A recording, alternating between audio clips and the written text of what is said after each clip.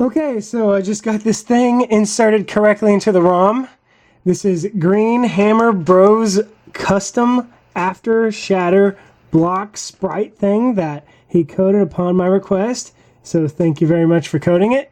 The reason why I needed it is because the block that currently existed only checked if you jumped off of it or spin jumped off of it. Okay, so here's a block. I want it to disappear when you jump off of it. Why do I need the block in the first place? Well, because otherwise you'd just fall down on these on these platforms, and the level kind of, starts automatically for the player. Well, by putting a block here, you can kind of prevent, this automation from happening.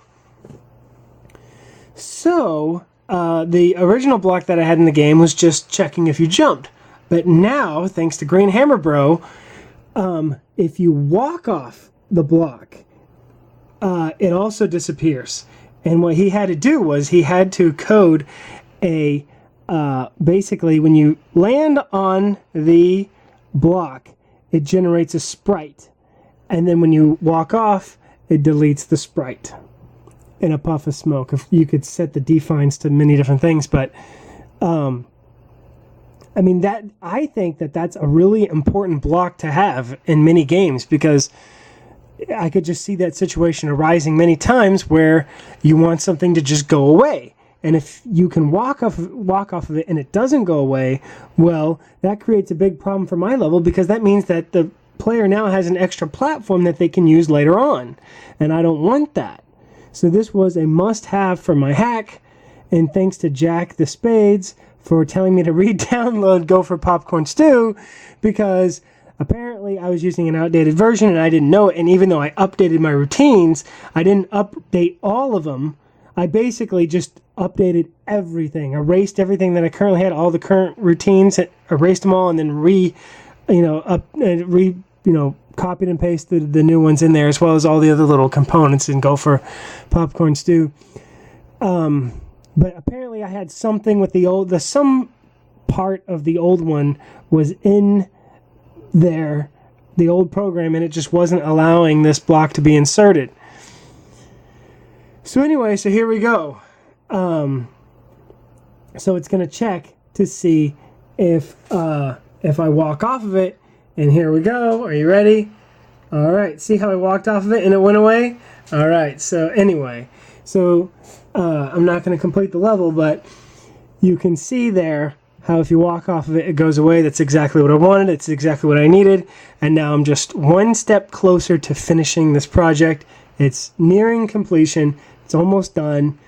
All I have to do now is the Kamek Magic Koopa cutscene at the end of the game where you meet Kamek. In fact, I'm going to show you. Watch this.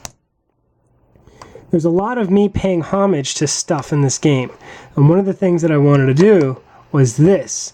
See this right here? See this classic scene from Sonic 1 where you meet Dr. Robotnik and then he presses a button and then the floor drops out? I want to try to create a similar scene with Mario and Magic Koopa, or Kamek, however you want to say it. And so Kamek normally spawns all over the place, right? But thanks to, I believe, Yoshi Cookie Zeus, he created a stationary Kamek. And that's what I'm going to use. A custom stationary Kamek that just sits there, and I might have him throw magic, I might not. I don't want the player to die because it's not about that.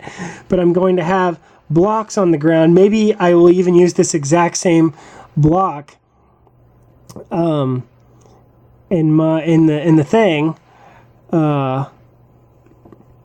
that I just used. Maybe not. I think I want to use those little those donut platforms that fall down when you stand on them too long.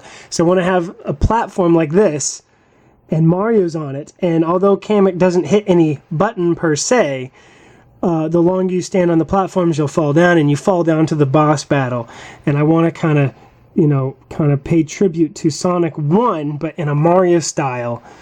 And it's different enough. It's close enough that people kind of, get this idea that a boss battle is going to happen. I don't know.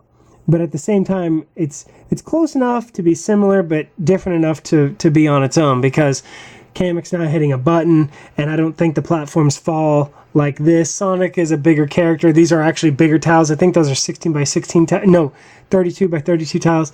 Anyway, blah, blah, blah, blah, blah. I want to do something like that for a cutscene.